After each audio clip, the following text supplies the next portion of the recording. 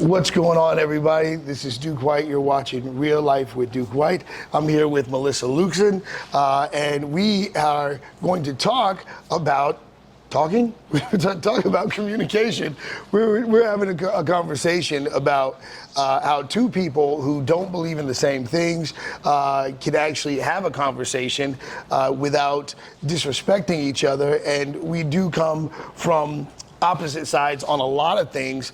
There's a whole lot of things that we do understand and agree with at the same time. I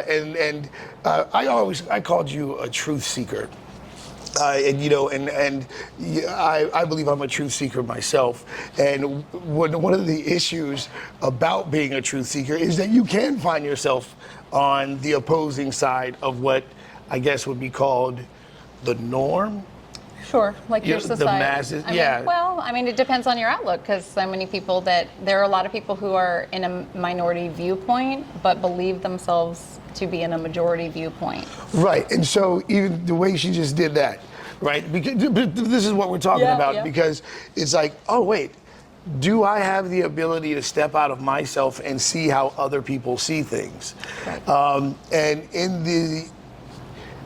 It's no big secret that we are in a toxic society right now. Very, right? very. If this society was a marriage, we're like, get the divorce. Get the divorce, yes. You know what I mean? So that's very unhealthy relationship. So that's what's happening right now. And I saw you colorfully addressing some stuff on the news. And then I saw you colorfully addressing some things about people that you had differences with. Mm-hmm. And I said to myself, this looks like a response to something else. Right. I said, this doesn't look like she's being, I mean, I know how other people can see it. Oh, yeah, it was definitely. Yeah. I mean, I'm certainly, I don't mince my words, and I certainly, many people would call me aggressive. Right. Because I believe in our society, we have been conditioned to the politeness and what I call the polite right. Right. So, which you can be controlling with politeness. Politeness and controlling with politeness keeps you quiet. It silences you. So when you speak up, instead of people looking at that as you expressing your views and getting people to think, they think, well, you're just being aggressive. And the reason why I saw it the way I saw it is because me coming from the military, I know what toughness looks like. And I was like, okay, she's talking tough, but it still seemed like it was a response to something.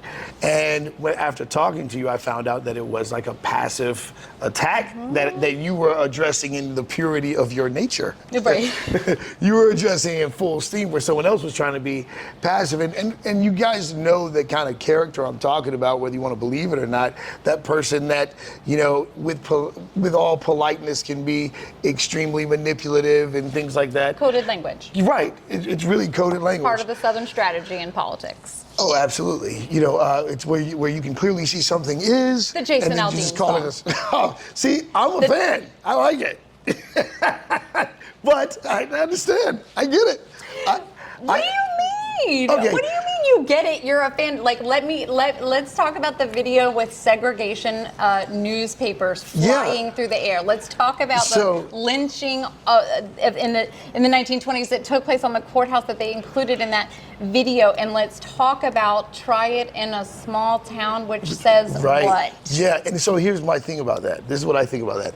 I think that in art's always going to reflect the reality of what we're dealing with in our society, right? Jason Aldean is a racist. You know what I mean? But see, the thing is that I've seen how people see it. I basically have understanding of why people see it as offensive. Sure. Would I have put a song out like that in this toxic society? Right. Probably not. But it's I know also musically an awful song, dude. Like it's not even a good song, and then it's like extremely racist on top of it. See, but the thing is, when I look at content and I go, okay, this guy's talking about the mindsets of small towns where everyone they do look alike and they are thinking on the. And I'm not making a pass. I'm just saying. No. I just looked. I was like, wait, you just flipped that to hey. I mean, he's talking at least, maybe calling it out. No. He's embracing it. But because you want to know why? Because I think everybody has a soundtrack. Everybody has a mindset. Like gangsters have gangster Right, rap. but he lives in a Nashville mansion way away from those small town people that he's talking about. And the town he grew up in Georgia was not a small town. So like he's a poser. Do you struggle with leading your family in regular Bible devotions? I sure did. My wife and I have 7 kids, aged 12 and younger, and I found it tough to find the time and energy. So I built an app called Actors Bible to help me disciple my family through role-playing the Bible in an interactive, participational, exciting, and discovery-based way. It includes the entire Bible as a script, broken up into 62 acts, 833 scenes. It scrolls as a teleprompter with 360-degree visuals of the Holy Lands where the stories took place, and epic soundtracks.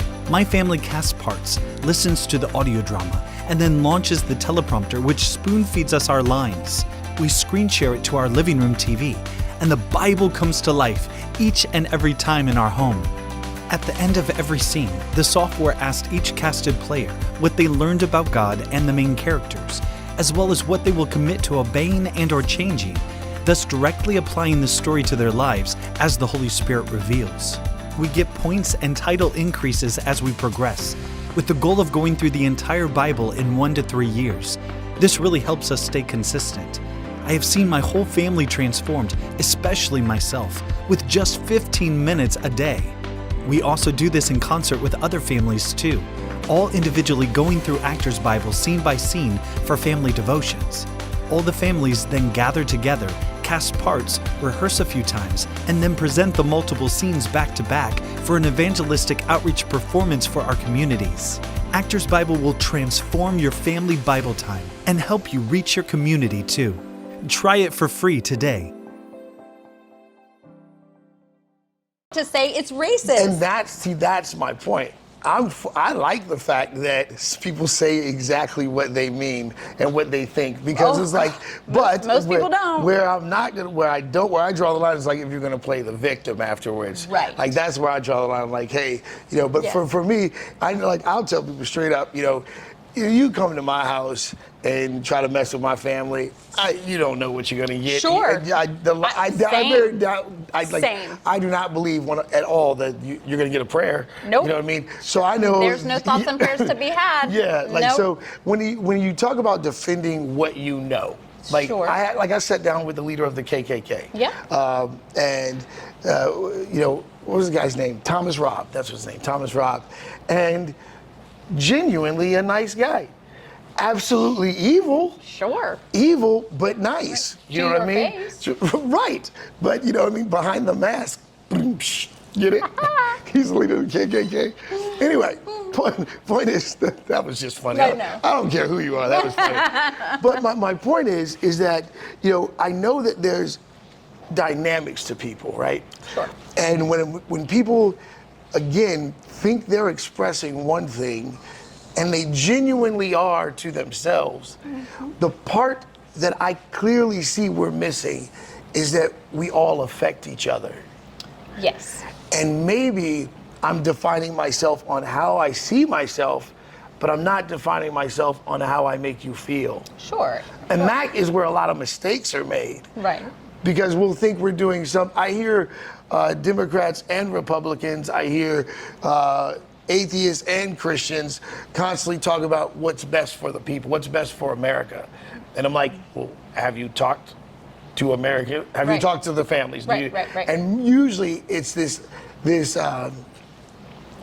idea that because I really believe in this and I really am convicted about this, then that just means you are too. And that's or you should be as convicted as I am in this, because I believe that's what's best for you.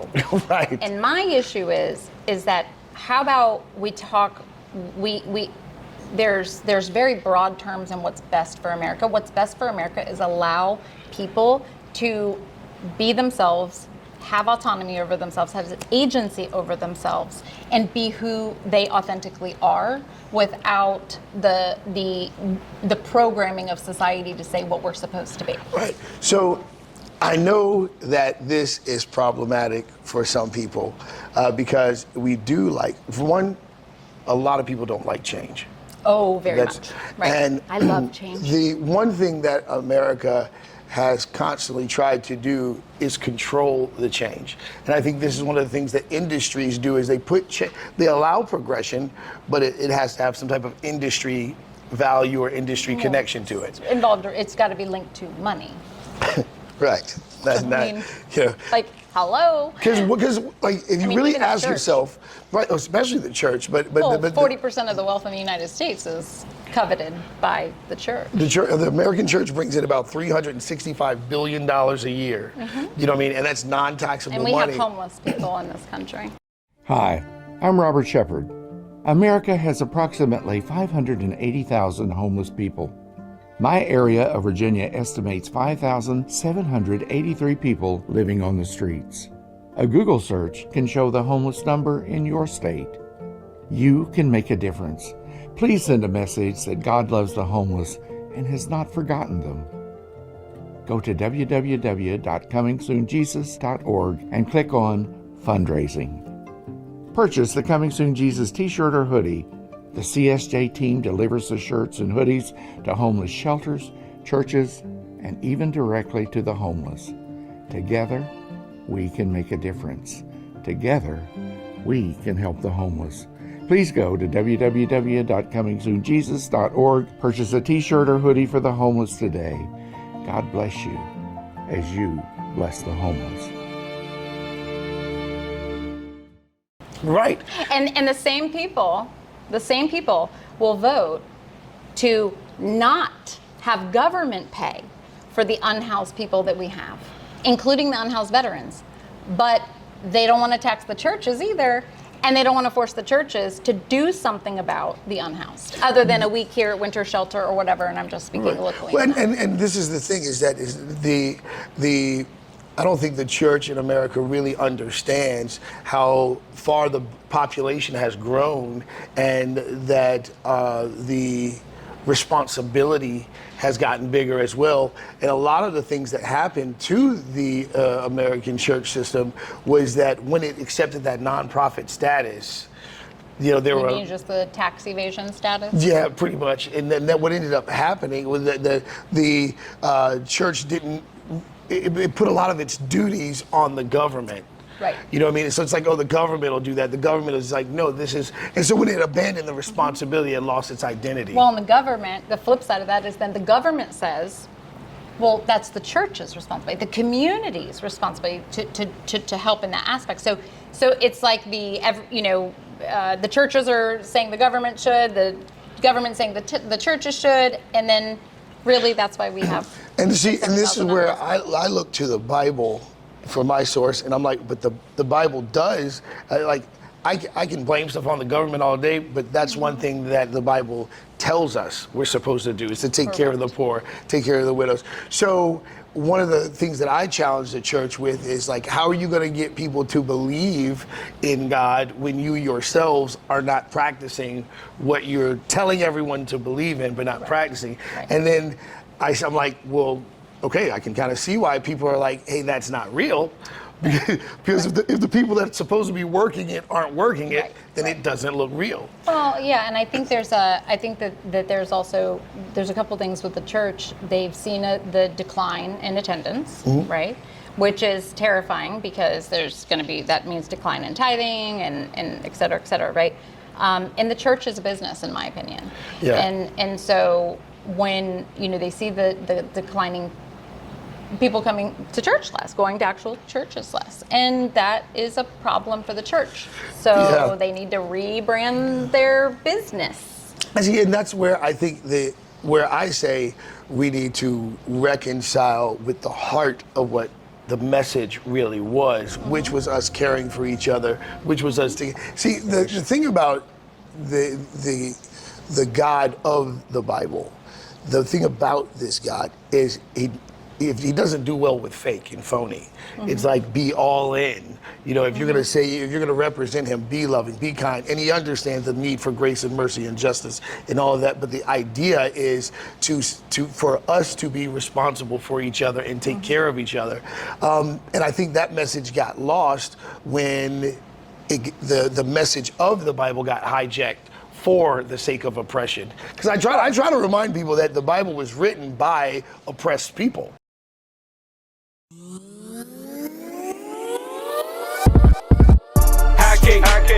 Low kick, stay switching up like I'm low kick. Trust I don't trust who don't know me. They don't know the half of my story. Only my God get the glory. Only my God get the glory.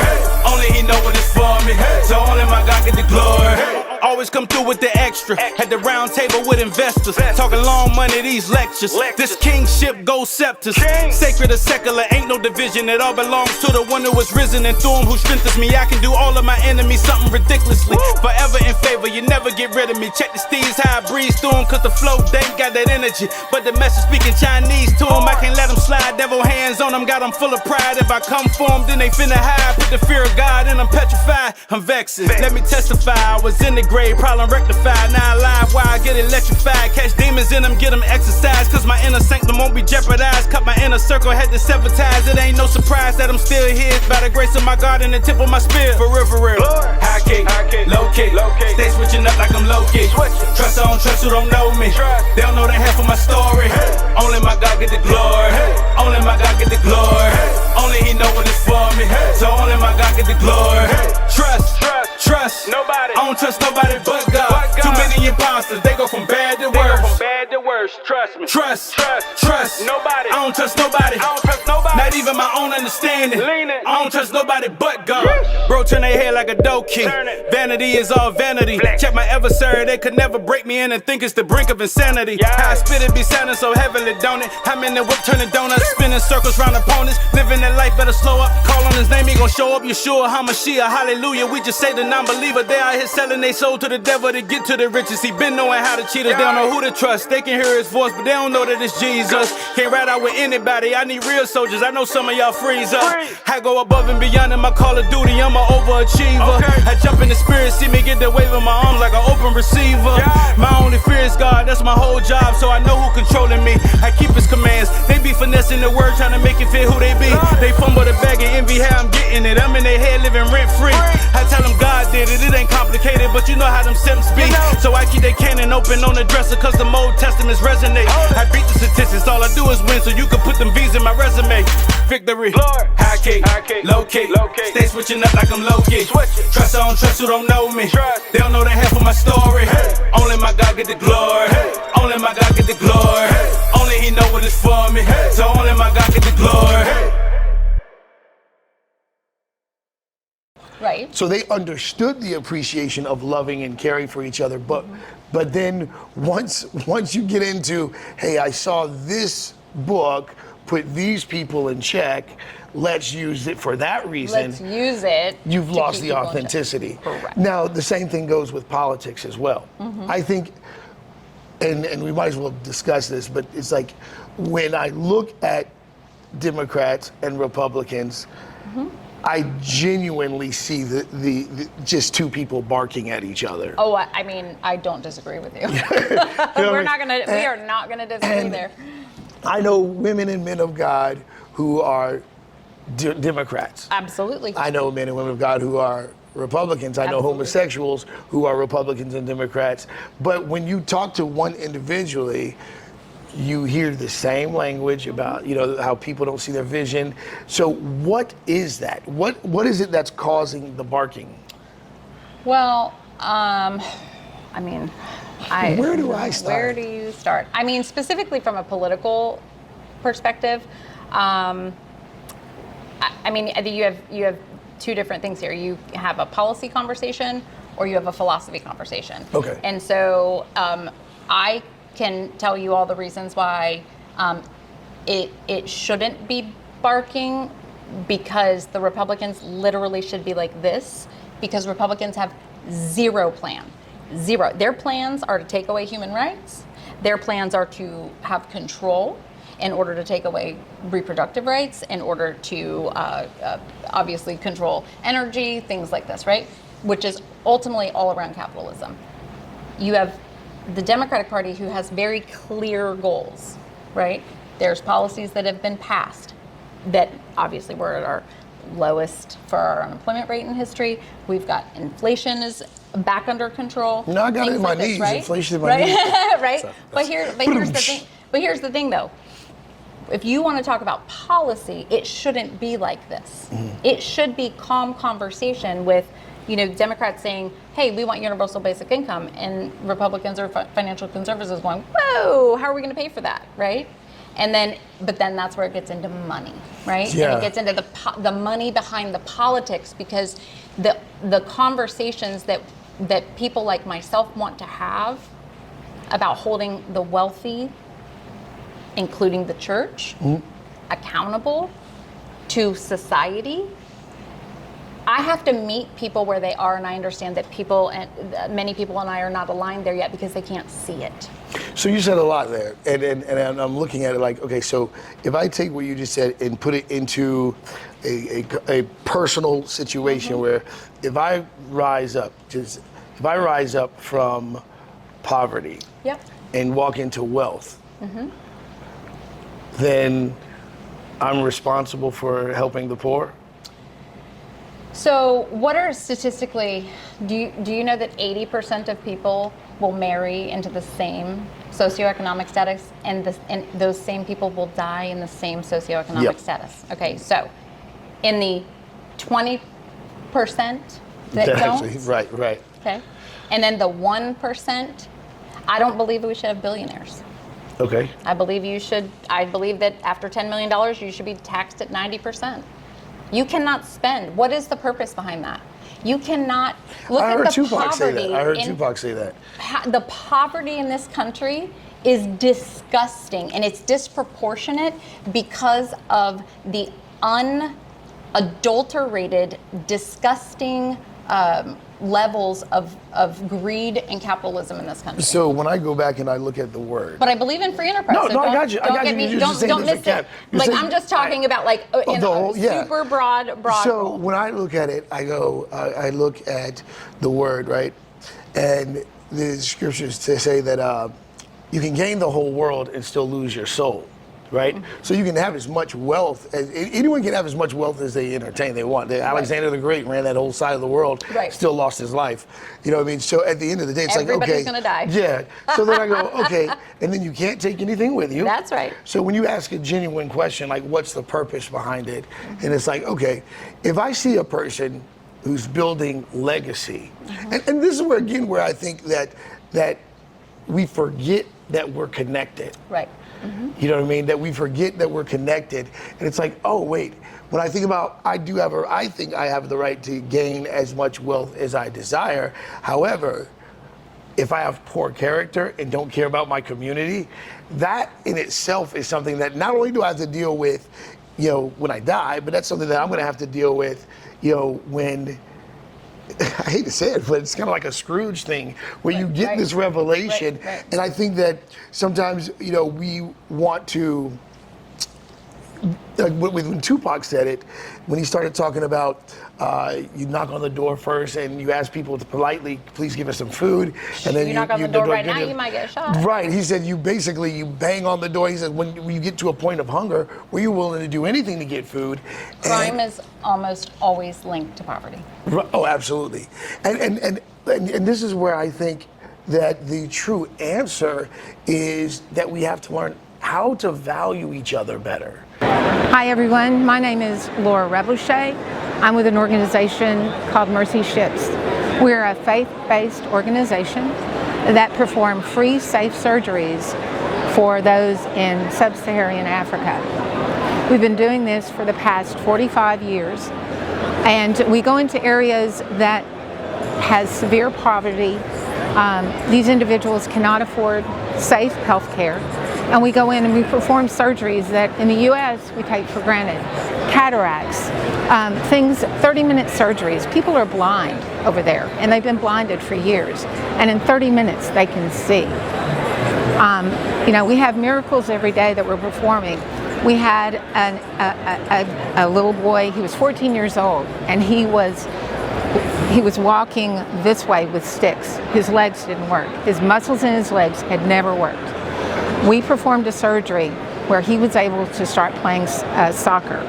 And it took several surgeries, but we were able to assist him. And now he has a normal life. And at the end of his journey with us, he gave the sticks he had used for 14 years to the surgeon who had performed the surgery.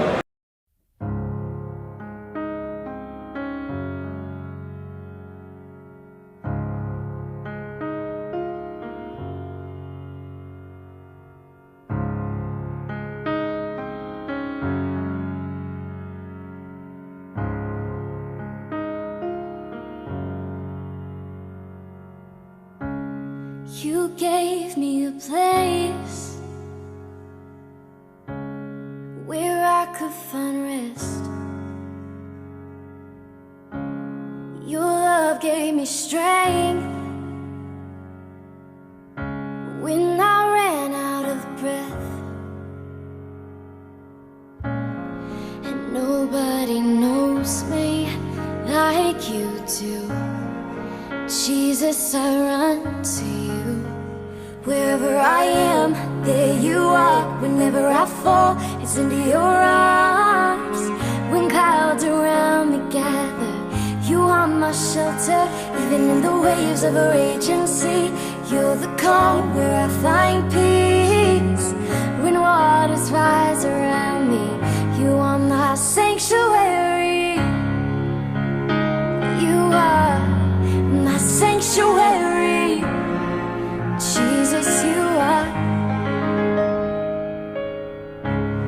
You're my hideaway when I can't take it anymore. Yeah, with just a whisper of your name, you settle the storms. And nobody knows me like you do. Jesus, I run to you. Wherever I am, there you are. Whenever I fall, it's in your arms. When clouds around me gather, you are my shelter. Even in the waves of a raging sea, you're the calm where I find peace. When waters rise around me, you are my sanctuary. Sanctuary, Jesus, you are. You're my hiding place. I'm always safe. I'm safe in your arms. And you never change. You stay the same. It's just who you are. Wherever I am, there you are. Whenever I fall, it's into your arms.